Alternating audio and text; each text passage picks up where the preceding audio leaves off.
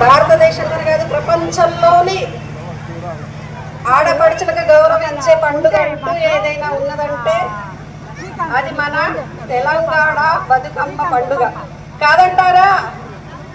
అవును అవును అవును.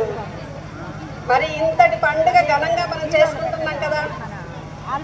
మరి ఈ పండుగకి మేడం గారు కూడా వచ్చి మరొక ఆనందాన్ని అందాన్ని మనకి ఇచ్చారంటలో సందేహం లేదు.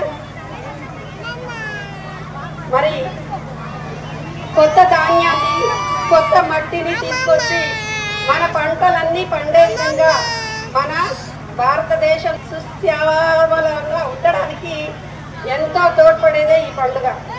అందుకే ప్రకృతిని గౌరవించే పండుగ ఈ బతుకమ్మ.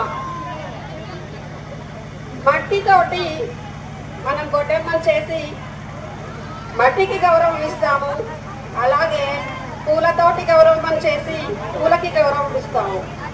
ఈ విధంగా ప్రకృతికి మనం మర్యాదపూర్వకంగా గౌరవాన్ని ఇస్తాము అన్నమాట. ఇలా రకరకాల పూలు ఒక్క పువ్వు వేసి అంటూ ఏ పువ్వు దొరికినా వదిలిపెట్టకుండా రకరకాల పూలను తీసుకొచ్చి చక్కగా గౌరమ్మకి సింహాసనాన్ని అలంకరించి మన ఇంటి గౌరమ్మని కూర్చోబెట్టి రకరకాల పాటలతోటి ఆట పాటలతోటి ఎంతో సందడిగా మనం ఈ పూజలను మనం జరుపుకుంటాము. కాకుండా బయటికి కూడా తీసుకొచ్చి అందరం కలిసి ఈ పూజ జరుపుకునే తెలంగాణ పండుగ అంటే ఎవరికైనా సంతోషంగా ఉంటుంది కాదంటారా?